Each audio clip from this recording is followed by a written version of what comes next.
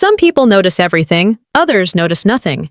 But when a man who's built an empire on seeing what others miss finally looks up from his coffee, someone's world is about to shatter. 6:10 in the morning, every single day. Same booth, same order. Black coffee, no sugar, no conversation. Ancelot Bagorti doesn't arrive at the Riverside Cafe because the coffee is good. It isn't. He doesn't come for the atmosphere. The flickering neon sign outside has been dying for 3 years, and the vinyl booths are held together with duct tape and hope. He comes because in a city that never stops watching him, this failing downtown cafe is the one place where he can sit in plain sight and remain invisible. The staff knows better than to ask questions. The regulars know better than to stare. And the owner, a tired man named Vincent, who's 2 months behind on protection payments to someone else's crew, knows better than to acknowledge that his most punctual customer is the reason his cafe hasn't been burned down yet. Ancelot Bagorti is a ghost wrapped in expensive wool and Italian leather. His name is never spoken above a whisper in the streets. To the city's underworld, he is the unseen hand that moves pieces across a board most people don't even know they're standing on. Shipments that disappear, debts that vanish, people who stop existing. All of it traces back to him, but nothing ever sticks. No arrests, no trials, just rumors and respect paid in fear. But here, in this corner booth with the cracked leather and the view of the kitchen, he is simply Mr. Bagorti, the quiet man who tips too well and never makes eye contact. Until today. Jemima Henry has been working at the Riverside Cafe for 6 weeks, 2 days, and approximately 4 hours. Not that she's counting. Except she is. She counts everything now. Every dollar in tips. Every hour until her shift ends. Every step between tables that keeps her moving. Keeps her mind occupied. Keeps her from thinking about the fact that going home is worse than staying here. She's 22 years old and already an expert at performing normal. The smile she wears was practiced in a cracked bathroom mirror at 5:30 this morning. The same mirror that reflected the purple shadow blooming across her collarbone. The same mirror she cursed while layering concealer thick enough to hide the truth. Her uniform sleeves are tugged down past her wrists, even though the cafe's ancient heating system barely works, and the kitchen is sweltering. Her hair is pulled back tight, not because it's practical, but because loose hair invites touch, and touch invites questions, and questions invite lies she's too tired to keep straight. Jemima has learned that survival is a performance. Smile at the customers, laugh at their jokes. Pretend the weight of their stares doesn't make her skin crawl. Pretend she didn't spend last night locked in a bathroom while Derek punched holes in the bedroom door. Pretend the makeup is thick enough. It has to be thick enough. Rosa, the day manager, is the closest thing Jemima has to a friend here. 50-something, with kind eyes and hands that never stop moving. Rosa runs the cafe like a ship that's taking on water but refuses to sink. She doesn't ask Jemima about the bruises, but sometimes she'll slip an extra sandwich into her bag at the end of a shift, wrapped in foil with nothing said. Keisha, the other waitress, is different. Younger, sharper, with eyes that see too much and a mouth that says exactly what she's thinking. She's been watching Jemima since day one, and Jemima knows it. Keisha grew up in the kind of neighborhood where you learn to spot trouble before it spots you, and she's clocked every flinch, every too long sleeve, every smile that doesn't reach Jemima's eyes. But even Keisha doesn't know about Mr. Bagorti. Not really, none of them do. For 6 weeks, Jemima has served him his coffee with trembling hands she hides by gripping the pot too tight. For 6 weeks, he has never looked up, never spoken beyond a quiet thank you that sounds like gravel and smoke. Never asked her name, never commented on the weather, never done anything to indicate he sees her as more than a function. Pour coffee, leave, repeat. It's a relief, honestly. In a life where every interaction feels like a test she's failing, his indifference is almost kind. She doesn't know that Ancelot Bagorti notices everything. The way she favors her left side when she walks, the way her hands shake when she pours, but only on certain days, the way she flinches when the kitchen door slams. He notices, and he files it away in the part of his mind reserved for details that don't concern him. Because they don't. Ancelot Bagordi did not build an empire by involving himself in the personal tragedies of waitresses. He built it by being cold, calculated, and utterly detached from anything that doesn't serve his interests. He has people for mercy. He is not one of them. But this morning, something is different. Jemima overslept. Not by much, 15 minutes, maybe 20, but enough that her routine was rushed. The makeup was applied in a panic, the concealer not blended properly, the collar of her uniform not adjusted carefully enough. She doesn't notice. She's too focused on not getting fired, on getting through the shift, on keeping her hands steady as she approaches the corner booth at 6:15 with the pot of coffee that's been sitting on the burner too long. Ancelot is reading the newspaper, same as always. The Wall Street Journal, folded precisely, his reading glasses perched on his nose in a way that makes him look almost professorial, almost harmless. She approaches the table, her smile already in place, her script already loaded. "Good morning, Mr. Bagorti. Refill?" He doesn't look up. She pours. The coffee streams into the cup, black and bitter, steam rising between them. She's already turning away when he speaks. "I didn't see that yesterday." 4 words, quiet, almost conversational, but they land like a gunshot in the silence of the cafe. Jemima freezes. Her hand is still on the coffee pot, her body half turned toward the kitchen, her escape route already planned. But those 4 words root her in place because she doesn't understand them. Doesn't understand why his voice sounds different. Softer maybe, or harder, she can't tell. I don't understand why the air suddenly feels thinner. She turns back slowly, her customer service smile flickering like the neon sign outside it. "I'm sorry." Ancelot's eyes lift from the newspaper for the first time in 6 weeks. They are dark, unreadable. The kind of eyes that have seen things most people spend their lives trying to forget. And they are looking directly at her collarbone, where the concealer has smudged, where the purple shadow of Derek's hand is visible in the fluorescent light. "The bruise," Ancelot says, his voice still quiet, still almost gentle. "I didn't see that yesterday." Time does something strange. It stretches and compresses all at once, and Jemima is suddenly aware of everything. The hum of the ancient refrigerator in the kitchen, the scrape of a chair across the floor as another customer shifts, the way Rosa is watching from behind the counter with an expression Jemima can't read. Her instincts scream at her to lie, to laugh it off, to perform normal so convincingly that he'll look away, go back to his newspaper, go back to not seeing her. "Oh, this?" She touches her collarbone, and the movement is too casual, too rehearsed. "I'm so clumsy. I walked right into the bathroom door last night. You'd think I'd learn to turn on the light first, right?" The laugh that follows is bright and hollow, a sound she's perfected over months of practice. It's the same laugh she used with the landlord when he asked about the noise. The same laugh she used with the cop who responded to a neighbor's call and left after Derek charmed him with apologies and excuses. It's a laugh that says nothing to see here, move along. But Ancelot doesn't move along. He doesn't look away. He just watches her with those dark, unreadable eyes, and for the first time in 6 weeks, Jemima feels seen. Not looked at, seen, and it terrifies her. "Right," Ancelot says finally, and there's something in his tone she can't identify. "The bathroom door." He picks up his coffee, takes a sip, and goes back to his newspaper as if the conversation never happened. Jemima escapes to the kitchen on legs that barely hold her weight. She sets the coffee pot down with shaking hands and leans against the counter, her heart hammering in her chest like it's trying to break free. Rosa appears beside her, a dish towel in her hands, her expression concerned. "You okay, mija?" Jemima nods too quickly. "Fine. I'm fine. Just tired."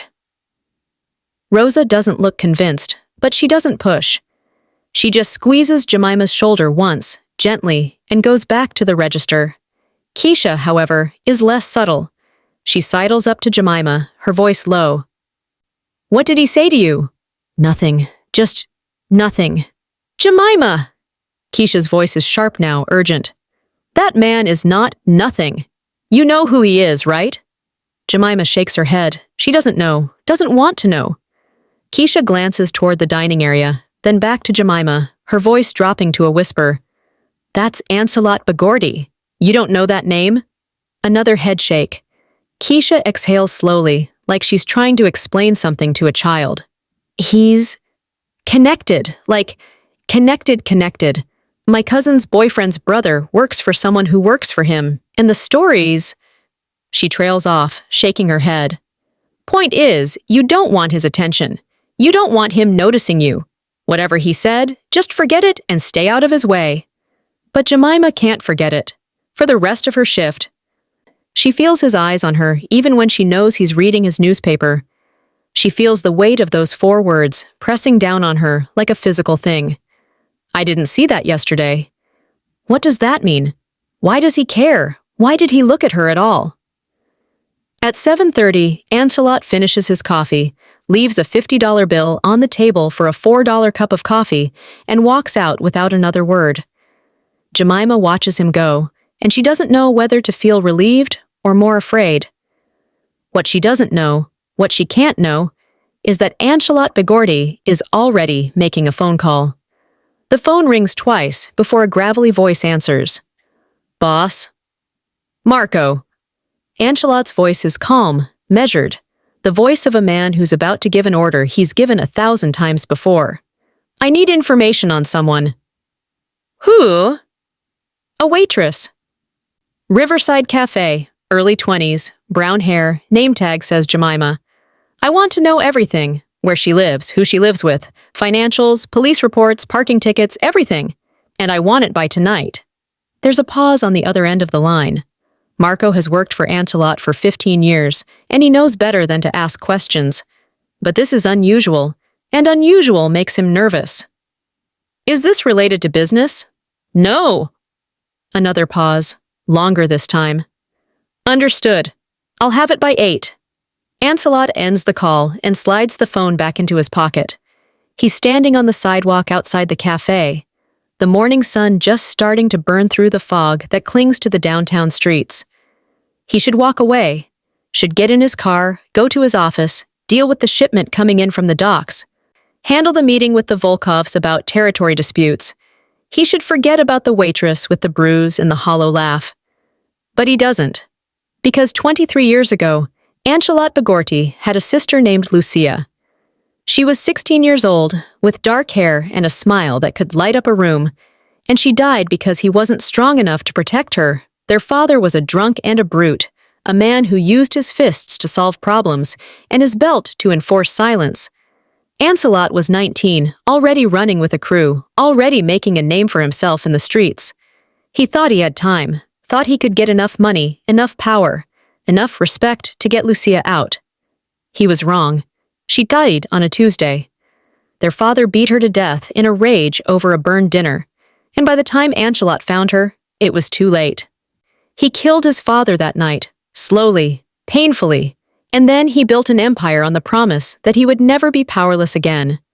But power didn't bring Lucia back, and for 23 years, Ancelot has carried the weight of that failure like a stone in his chest.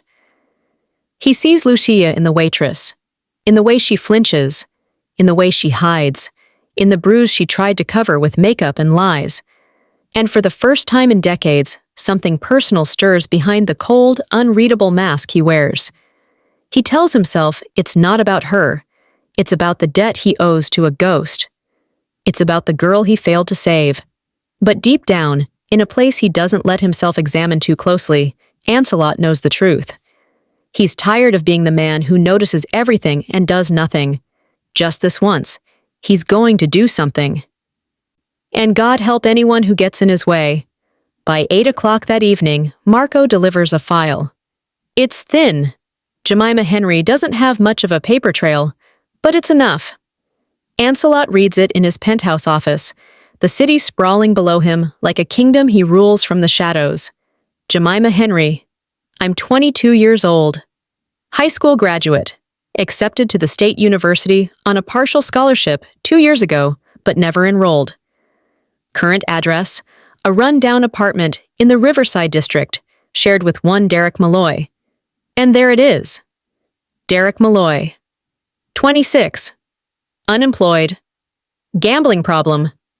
3 arrests for assault, all charges dropped when the victims refused to testify. 2 domestic disturbance calls to Jemima's address in the last 4 months. Both times the responding officers filed reports that went nowhere. Ancelot reads the file twice, his expression never changing. Then he closes it, sets it on his desk, and looks out at the city. Marco is standing by the door, waiting. "What do you want me to do, boss?" Ancelot is silent for a long moment. Then he speaks, his voice quiet and cold. "Make him disappear." Marco doesn't flinch, doesn't ask for clarification. He's been with Ancelot long enough to know what those 3 words mean. Quietly? Very. And the girl? She doesn't know. She never knows. Understood? Understood. Marco leaves, and Ancelot is alone with the file and the ghosts that never leave him. He thinks about Lucia, about the bruise on Jemima's collarbone, about the hollow laugh and the way she flinched when he spoke. He thinks about the man who put that bruise there, and he feels nothing. No anger, no righteousness. Just the cold, mechanical certainty that Derek Malloy's time on this earth is measured in hours. This isn't mercy. This isn't kindness. This is a recompense. And in a city where mercy is rare and loyalty is paid in blood, one waitress with a hidden bruise has just become the quiet center of a storm she doesn't even know is coming. That night, Derek Malloy is playing poker in a basement in the industrial district. He's down $300, drunk on cheap whiskey, and getting loud. The other players are getting annoyed, but they tolerate him because he's a reliable loser. At 11:30, Derek stumbles out into the alley to smoke a cigarette. He never makes it back inside. 2 men in dark suits approach him. They don't say much. They don't need to. By midnight, Derek Malloy no longer exists. His apartment is cleaned out by morning. His debts are paid. His name is erased from every ledger, every list, every whispered conversation in the bars where men like him make bets they can't cover. The city shrugs. It always does. People disappear all the time, and no one important cares enough to ask why. The next morning, Jemima wakes up alone. The apartment is silent. No footsteps, no shouting, no sound of Derek's key in the lock. She lies in bed for 10 minutes, waiting for the other shoe to drop, waiting for him to come crashing through the door with some new excuse, some new demand. But he didn't come. She gets up slowly, checks the apartment. His clothes are gone. His wallet, his phone, the duffel bag he kept under the bed. All gone. The holes he punched in the bedroom door are still there, but he isn't. Jemima stands in the empty apartment, her heart pounding, her mind racing. Did he leave? Did he finally get tired of her and just go? Or is this something worse? Is this the calm before the storm? She doesn't know, and not knowing is almost worse than knowing. She goes to work because she doesn't know what else to do. The cafe is the same as always. Flickering neon, duct-taped booths, the smell of burnt coffee and old grease. Rosa greets her with a tired smile. Keisha is already complaining about a customer who stiffed her on a tip. Everything is normal, except it isn't. Because at 6:10, Ancelot Bagorti walks through the door and Jemima's hands start shaking before she even picks up the coffee pot. She approaches his booth on autopilot, her script already loaded, her smile already in place. But when she reaches the table, she can't make herself speak. Ancelot looks up from his newspaper. His coffee is untouched. "You're safe now," he says. His voice is quiet, matter-of-fact, like he's commenting on the weather. Like he's telling her the sky is blue or the coffee is hot. Like he's stating a simple, undeniable truth. Jemima stares at him. Her mouth opens, but no sound comes out. Safe. The word doesn't make sense. Nothing makes sense. I don't. She stops, swallows, tries again. I don't understand. Ancelot picks up his coffee, takes a sip, and sets it down with the same precise care he does everything. You don't need to. And that's all he says. He goes back to his newspaper, and Jemima stands there, frozen, the coffee pot heavy in her hand. She wants to ask him what he means. I want answers, want to scream or cry or do something other than stand here feeling like the ground has shifted beneath her feet.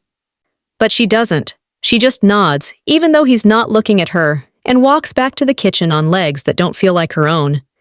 Keisha is waiting, her eyes wide. What did he say? He said I'm safe. Safe from what? Jemima doesn't answer, because she doesn't know. But deep down, in a place she's afraid to examine, she thinks she's starting to understand. And it terrifies her more than anything Derek ever did. When a man who's built an empire on blood and silence tells you you're safe, what did he have to destroy to make it true? And more importantly, what does he want in return? If you want to know what happens when a waitress becomes the obsession of the most dangerous man in the city, hit that subscribe button right now, because this story is about to get darker, bloodier, and far more twisted than you can imagine. Trust me, you don't want to miss what comes next. 3 days. That's how long it takes for Jemima to realize that Derek isn't coming back. 3 days of jumping at every sound, checking the locks obsessively, sleeping with a knife under her pillow. 3 days of waiting for the inevitable, for his key in the door, for his voice demanding to know where she's been, for his hands around her throat. But he never comes, and somehow, that's worse. Because when you've spent months learning to survive a monster, the silence after he disappears doesn't feel like freedom. It feels like the moment before the trap snaps shut. Jemima stops sleeping. Not completely. Her body won't allow that.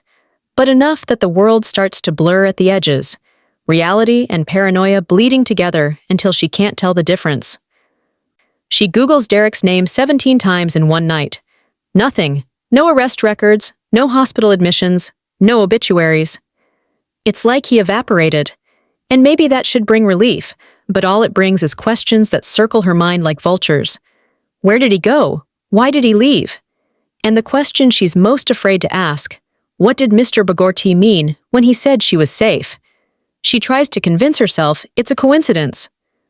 Derek probably ran from his gambling debts, probably skipped town to avoid whoever he owed money to this time. It has nothing to do with the quiet man in the corner booth who noticed a bruise and spoke 4 words that changed everything. Except she doesn't believe that. Not really, because every morning at 6:10, Ancelot Bogorti walks through that door. And every morning, his eyes find hers for just a moment, a silent check-in that feels like a promise and a threat all at once. On the 4th day, something changes. Jemima's landlord, Mr. Chen, catches her in the hallway as she's leaving for work. He's a gruff man in his 60s who's never shown her anything but irritation over late rent payments and noise complaints. But today, he's almost pleasant. "Miss Henry," he says, and there's something careful in his tone. "I wanted to let you know we're waiving last month's rent. Administrative error on our part." Jemima blinks. "I'm sorry, what?" "Last month, you don't owe it. And this month, we're giving you a grace period. No late fees." She stares at him, trying to process words that don't make sense. She's been 2 weeks late on rent for 3 months straight. Mr. Chen threatened to evict her twice. And now he's just forgiving it? "I don't understand. Why would you—" "Don't ask questions, Miss Henry." His voice is firm now, almost urgent. "Just accept it and move on." He walks away before she can respond, leaving her standing in the dingy hallway with a feeling in her stomach like she's falling. At work, it gets stranger. A customer who's been harassing her for weeks, touching her arm, making comments about her smile, leaving his number on receipts, comes in for breakfast.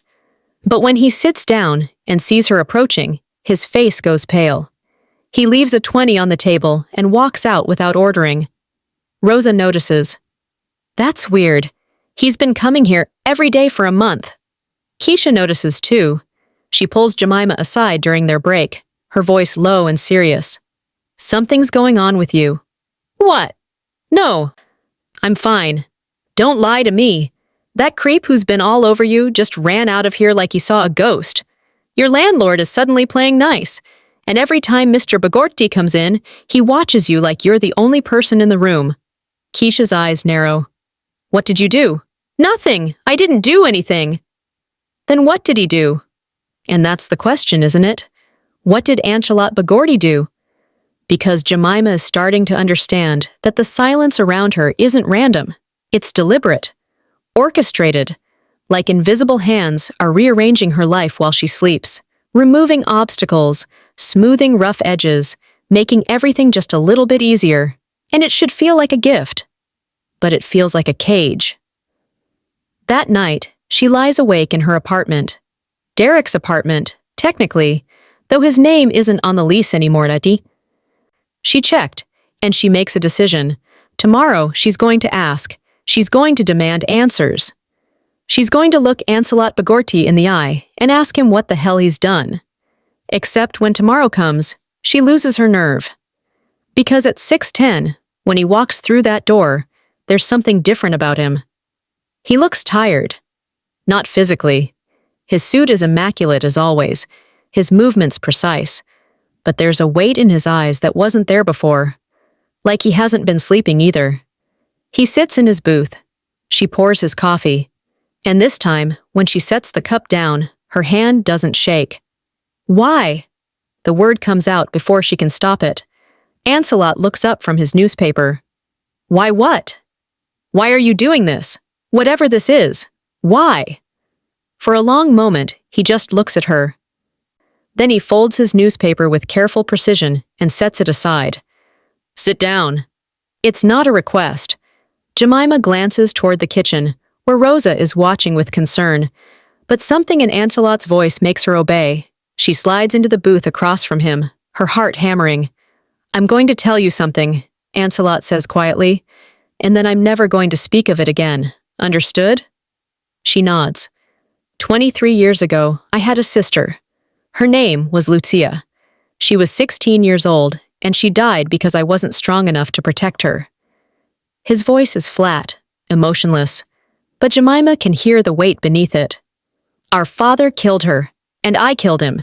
And then I spent the next 2 decades making sure I would never be powerless again. Jemima's breath catches. I saw the bruise on your neck, Ancelotte continues. And I saw my sister.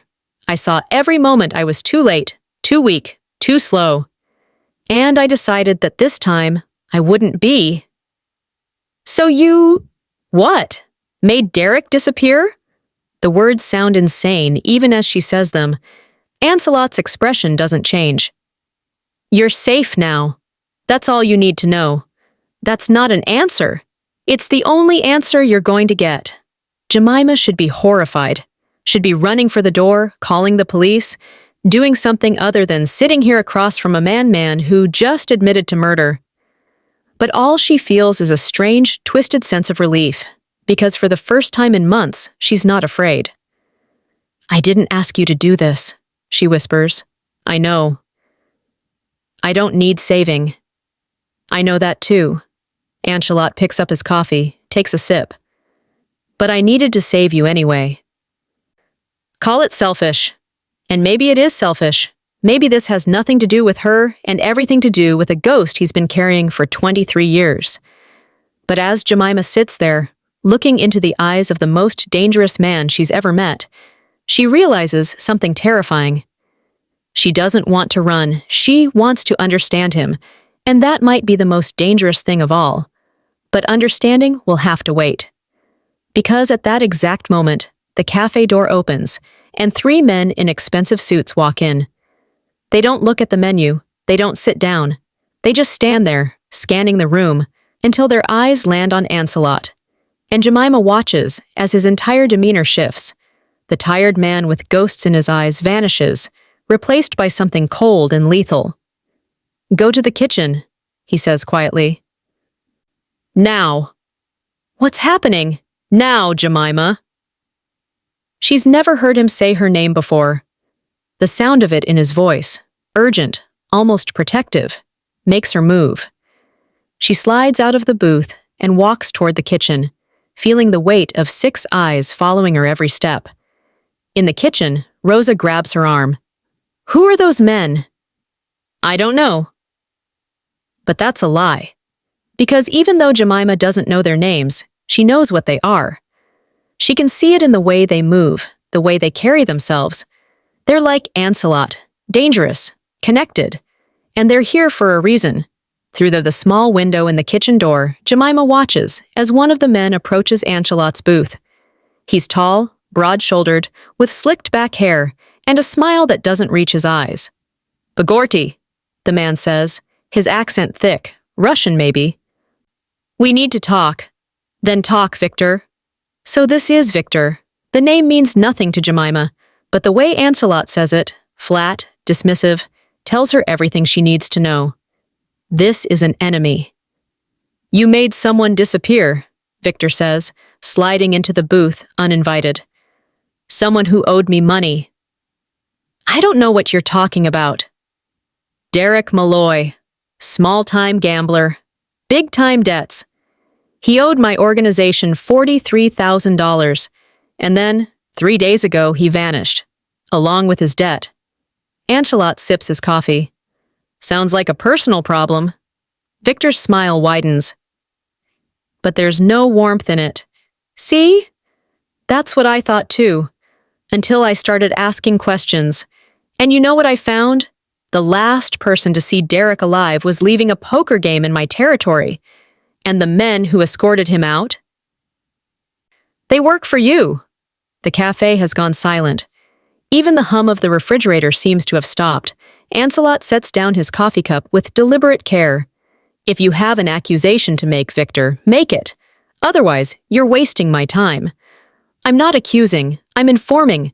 You took something from me, and in our world, that requires compensation." "And what compensation do you want?"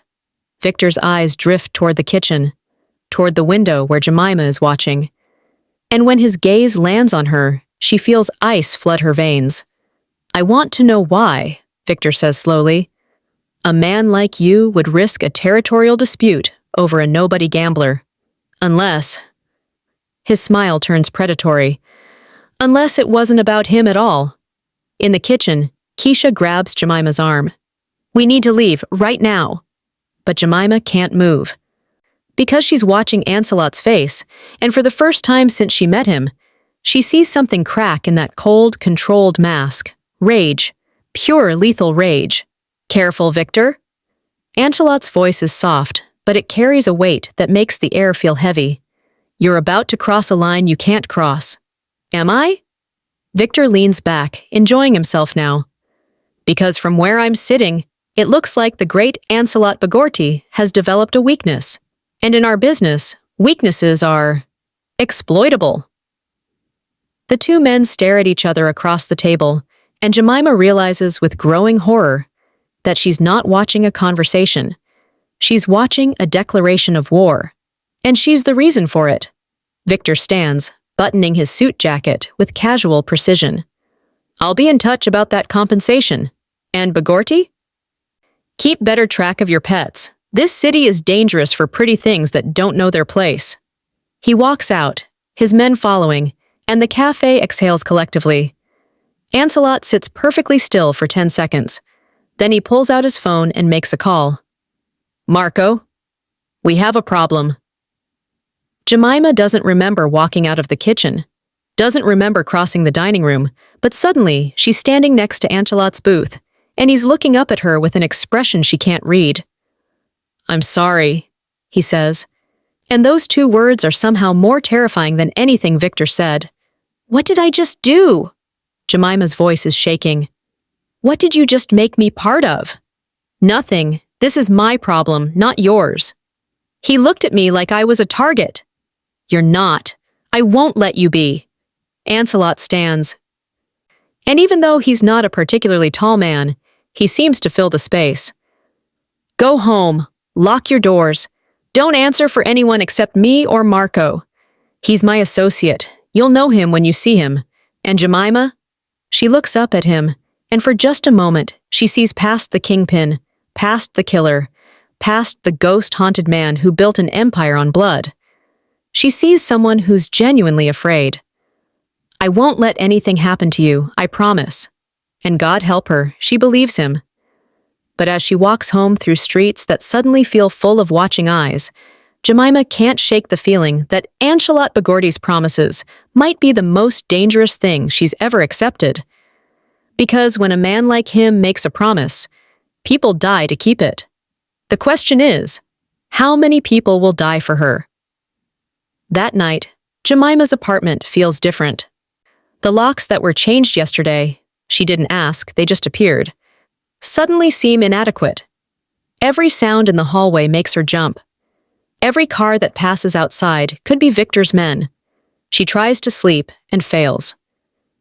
At 2 a.m, there's a knock on her door. 3 precise raps. Not aggressive, but firm. Jemima's heart stops. She grabs the knife from under her pillow and approaches the door on silent feet. "Who is it?" "Marco. Mr. Bagorti sent it to me."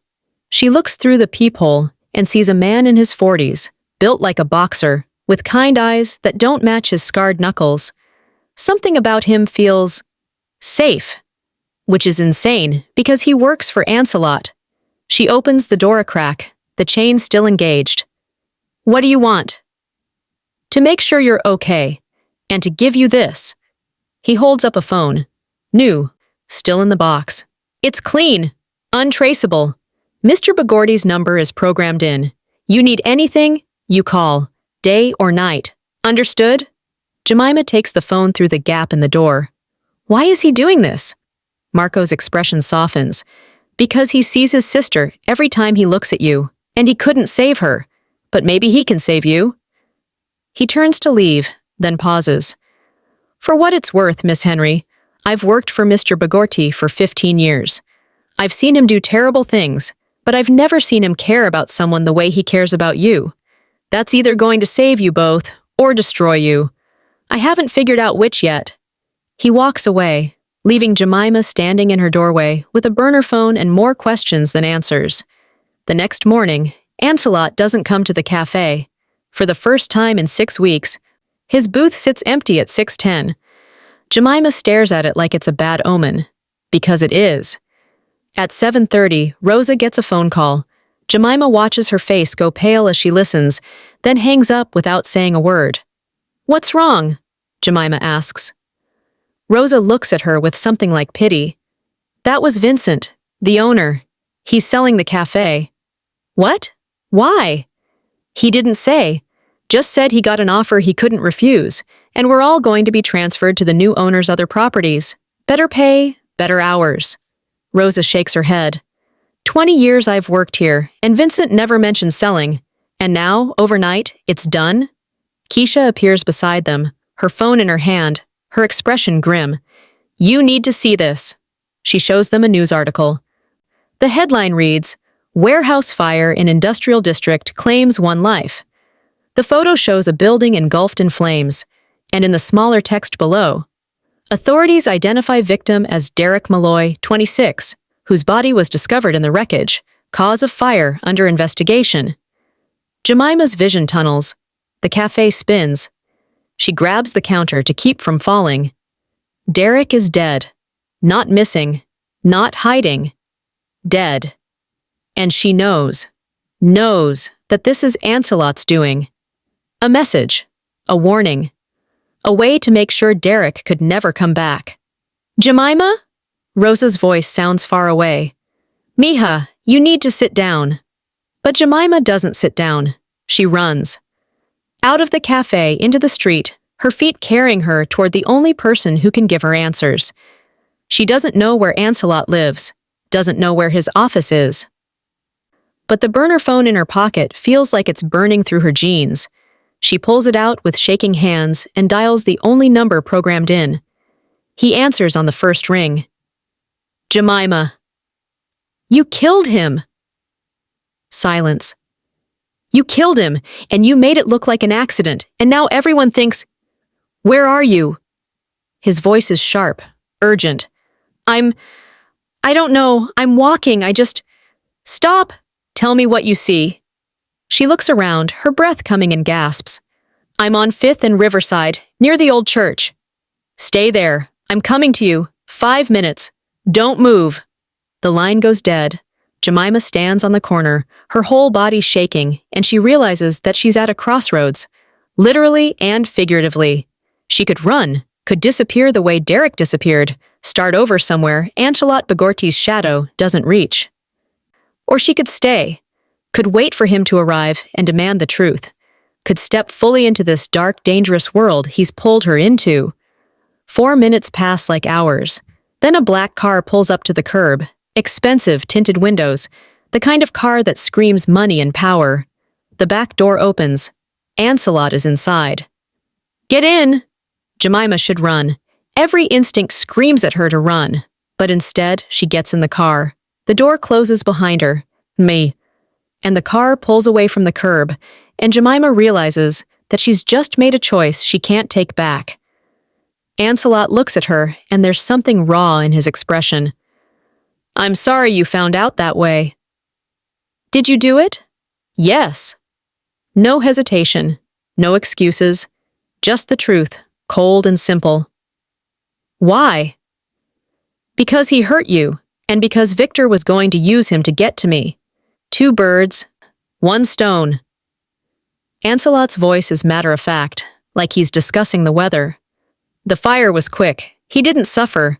That's more mercy than he deserved." Jemima should be horrified, should be screaming, crying, demanding he let her out of the car. But all she feels is numb. What happens now? "Now I keep you safe. Victor knows you're important to me, which makes you a target. So until I handle this, you're under protection." "I don't want protection. I want my life back." Ancelot's expression softens, just slightly. "I know, but that's not an option anymore. The moment I noticed that bruise, the moment I decided to act, I pulled you into my world, and I'm sorry for that, but I can't undo it. All I can do is make sure you survive it." The car drives through the city, and Jemima watches her old life disappear through the tinted windows. She thinks about the cafe, about Rosa and Keisha, about the apartment she can probably never go back to. She thinks about Derek, burning in a warehouse fire that was no accident. And she thinks about the man sitting next to her, a killer, a kingpin, a ghost-haunted protector who sees his dead sister every time he looks at her. "Where are we going?" she asks quietly. "Somewhere safe, one of my properties. You'll stay there until this is over." "And when will it be over?" Ancelot looks at her, and for the first time, she sees uncertainty in his eyes. "I don't know. Victor wants compensation. He wants to make an example of me for crossing into his territory, and he wants to hurt me by hurting you." He pauses. "I won't let that happen. Even if it starts a war? Especially if it starts a war." And there it is, the truth laid bare. Ancelot Bagorti is willing to burn the entire city down to keep her safe. Not because he loves her, they barely know each other, but because she's become the symbol of every person he's failed to protect. She's his redemption, his second chance, his penance, and that makes her the most dangerous woman in the city. Because when you become a powerful man's reason to fight, you also become his greatest weakness. And in a world where weakness is exploited without mercy, Jemima Henry has just become the target in a war she never asked to be part of. The car pulls up to a high-rise building in the financial district. Ancelot leads her inside, through a lobby with marble floors and security that nods respectfully as he passes. They take an elevator to the top floor, the penthouse. He opens the door to reveal an apartment that's more like a fortress, floor-to-ceiling windows with bulletproof glass, security cameras, a panic room disguised as a closet. "You'll be safe here," Ancelot says. "Marco will be outside. I have a meeting with Victor tonight, to negotiate." "And if negotiation doesn't work?" Ancelot's expression goes cold. "Then I'll handle it another way." He turns to leave, and Jemima's voice stops him. "Ancelot!" He looks back. "Don't die for me. I'm not worth it." For a long moment, he just looks at her. Then he says something that makes her blood run cold. "You're worth more than you know. And that's exactly why Victor won't stop until he takes you from me." The door closes behind him, and Jemima is alone in a gilded cage, waiting for a war to start. And the worst part? She's not sure which side she's on anymore. So here's the question that should be keeping you awake at night. When does protection become possession? When does saving someone become trapping them? And when a man who's built an empire on violence decides you're worth fighting for, are you being rescued or claimed? Drop a comment below and tell me, would you trust Angelot Bagorti with your life? Or would you run while you still could? And if you're not subscribed yet, hit that button now because the war is about to begin. And trust me, you don't want to miss the bloodshed that's coming. This story is about to get brutal. The penthouse has floor-to-ceiling windows that overlook the entire city, and from this height, everything looks small, manageable, like pieces on a chessboard that can be moved and controlled. But Jemima knows better now. She knows that down there, in those streets that look so orderly from above, a war is brewing, and she's the reason for it. So here's what nobody tells you about being protected by a dangerous man. The cage is comfortable, but it's still a cage. And the longer you stay, the harder it becomes to remember what freedom felt like. 3 hours pass in silence. Marco brings her food she doesn't eat. The television plays news she doesn't watch. And Jemima stands at those bulletproof windows, staring down at a city that suddenly feels like a stranger. Her phone, the burner Ancelot gave her, sits on the marble counter, silent. No calls, no updates, just waiting. And waiting is its own kind of torture, because her mind fills the silence with images she can't control. Ancelot sitting across from Victor, negotiating her life like a business transaction. Ancelot refusing to back down, his pride worth more than her safety. Ancelot bleeding out in some warehouse while she stands in his penthouse, useless and afraid. At 9:30, the phone finally rings. Jemima lunges for it, her hands shaking. "Hello? It's me." Ancelot's voice is calm, controlled. Too controlled. "Are you okay?" "I'm fine. The meeting is over." "And?" A pause, long enough to make her heart stop. "Victor wants you." The words land like a physical blow. "What?" "Not permanently. A meeting. He wants to see you, talk to you. He thinks if he can understand why you matter to me, he can find leverage." Ancelot's voice hardens. "I told him no." "And what did he say?" "He said that if I don't bring you to him willingly, he'll take you by force, and a lot of people will die in the process." Jemima closes her eyes. "So I don't have a choice." "You always have a choice. I can move you out of the city tonight. New identity, new life, enough money to start over anywhere in the world. You'd be free of all of this."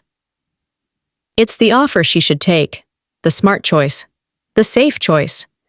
But something in Ancelot's voice tells her that if she runs, he'll spend the rest of his life fighting a war he can't win, because Victor won't stop. Men like him never do. "What do you want me to do?" she asks quietly. Another pause. "I want you to be safe. But if you're asking what would end this meeting with Victor, letting him see that you're not some pawn he can use against me might convince him to back down. You don't believe that." "No," Ancelot admits, "but it's the only play we have that doesn't end in bodies stacked in the streets." And there it is, the impossible choice. Run and let Ancelot fight a war alone, or walk into the lion's den and hope that somehow, seeing her face to face will make Victor lose interest. Both options feel like losing, but only one option gives them a chance. "When?" Jemima asks. "Tomorrow night. Neutral territory. I'll be there. Marco will be there. You'll be protected." Will I? The question hangs in the air between them, because they both know that protection is an illusion. If Victor wants her dead, she'll die. The only question is how many people die with her. "I won't let him hurt you," Ancelot says. And there's something fierce in his voice, something that sounds almost like, "No!" Jemima stops that thought before it can form. This isn't about her. It's about his sister, his guilt, his need for redemption. She's just the stand-in for a ghost.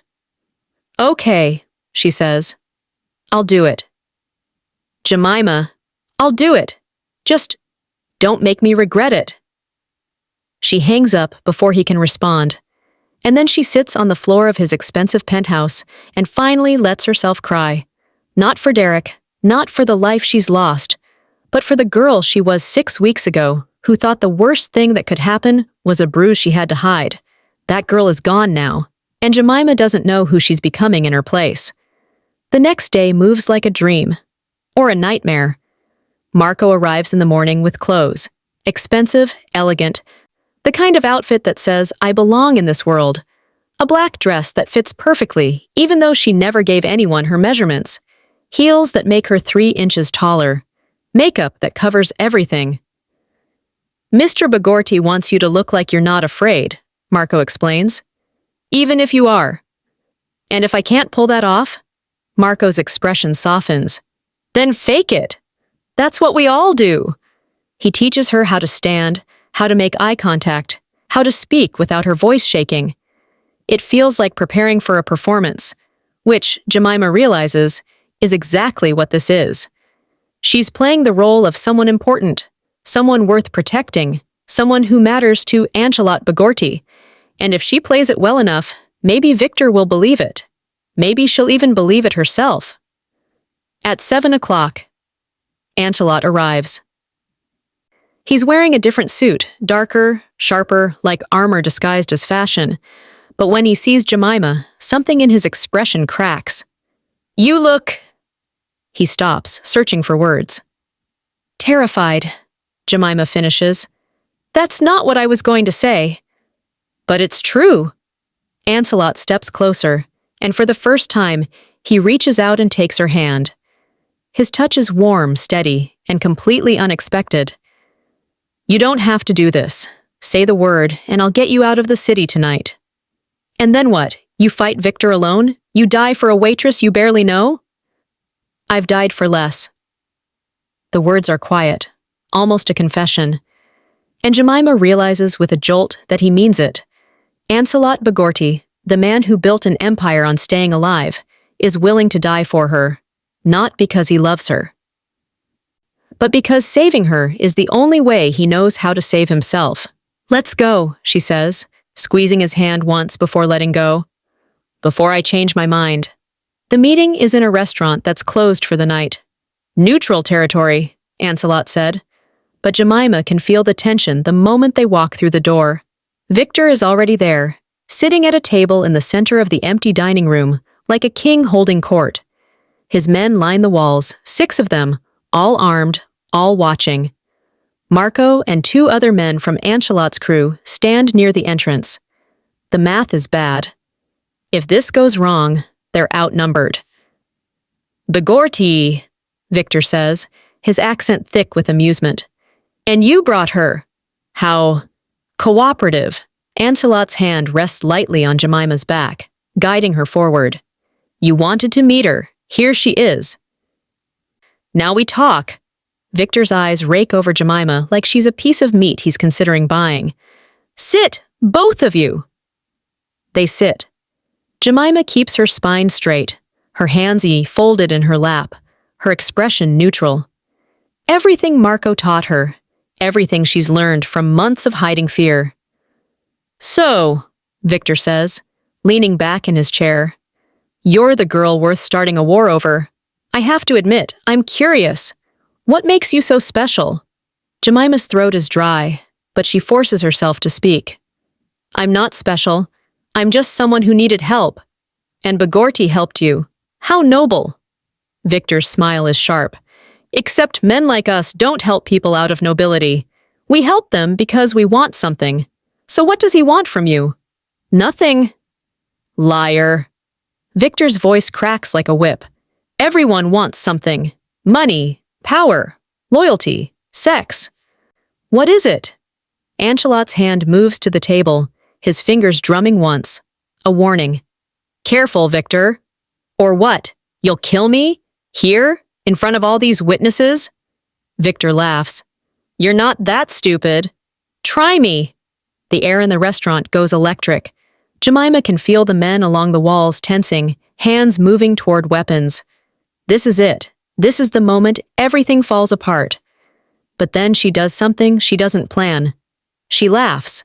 It's not a real laugh. It's the same hollow, practiced sound she used to deflect Derek's anger. But it works. Victor's attention snaps back to her. Something funny? You, Jemima says, and she's amazed at how steady her voice sounds. You're sitting here, trying to figure out what I'm worth, like I'm some kind of prize.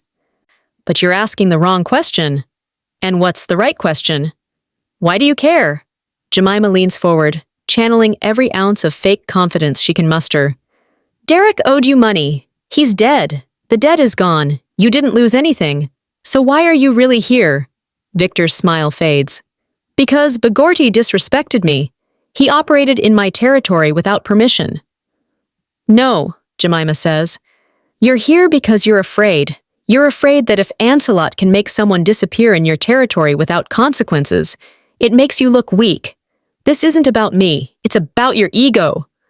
The silence that follows is deafening. Ancelot is staring at her like he's never seen her before. Marco looks like he's trying not to smile. And Victor looks like he's deciding whether to kill her or applaud her. Then slowly, he starts to laugh. You have fire. I like that. He looks at Ancelot. I see why you're interested. Are we done here? Ancelot's voice is tight. Not quite. Victor's expression goes cold. Here's my offer. You pay me the 43,000 Derek owed, plus 50,000 for the disrespect, and you stay out of my territory permanently. And if I refuse, then I take her, and I make you watch while I break her, slowly. Ancelot moves so fast Jemima barely sees it. One moment he's sitting. The next, he has a gun pressed under Victor's chin, his voice a lethal whisper.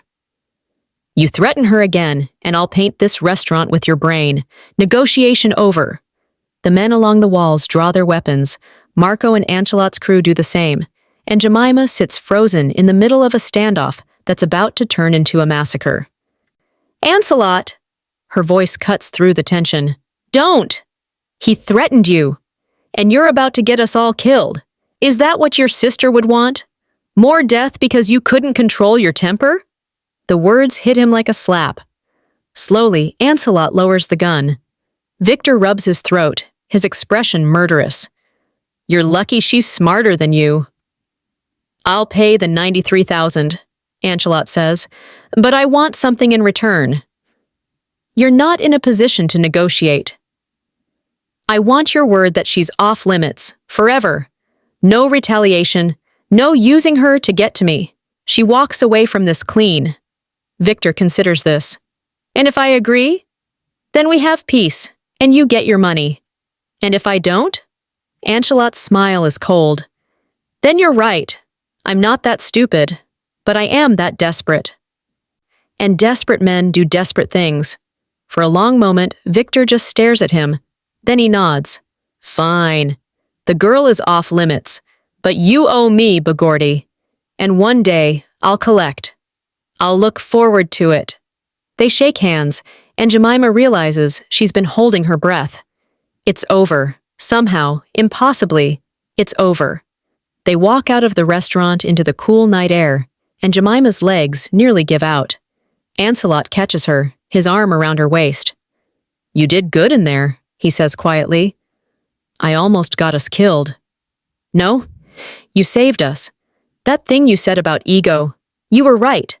Victor needed to feel like he won. You gave him that. Marco appears beside them. Car's ready, boss. Take her home, Ancelot says. Wait. Jemima turns to face him. Where are you going? To get $93,000. And to make sure Victor keeps his word. And then, Ancelot looks at her, and for the first time, she sees something other than guilt in his eyes. Something that might be hope. And then we figure out what comes next. 3 days later, Jemima returns to the cafe. Rosa nearly cries when she walks through the door.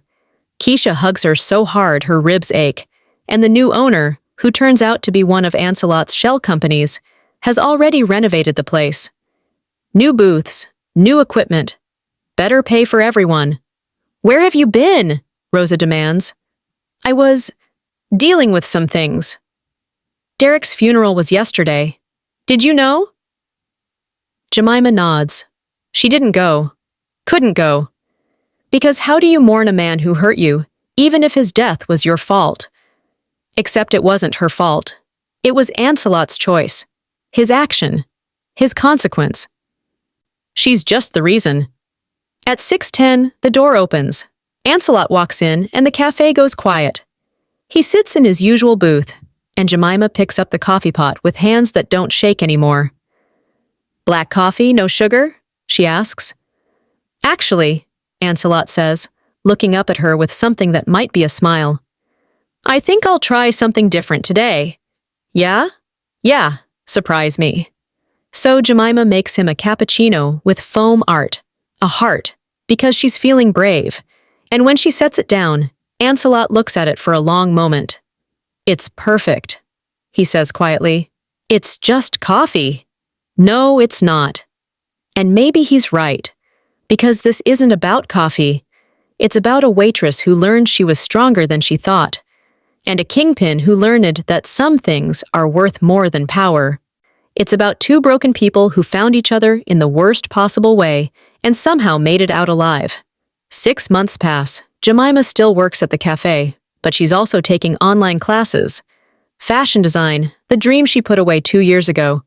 Ancelot pays for it, and she lets him, because she's learned that accepting help isn't weakness. It's survival. They have coffee every morning.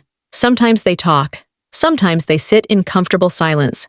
And slowly, carefully, something grows between them that neither of them knows how to name. It's not love. Not yet. But it's not just gratitude either. It's understanding. It's respect. It's two people who've seen the worst of each other and chosen to stay anyway. One morning, a new girl starts working at the cafe. She's young, nervous. And there's a bruise on her wrist she tries to hide with bracelets. Jemima notices immediately. So does Ancelot. Their eyes meet across the dining room, and he nods once. A silent question. She nods back. A silent answer. That afternoon, Jemima sits down with the new girl during her break.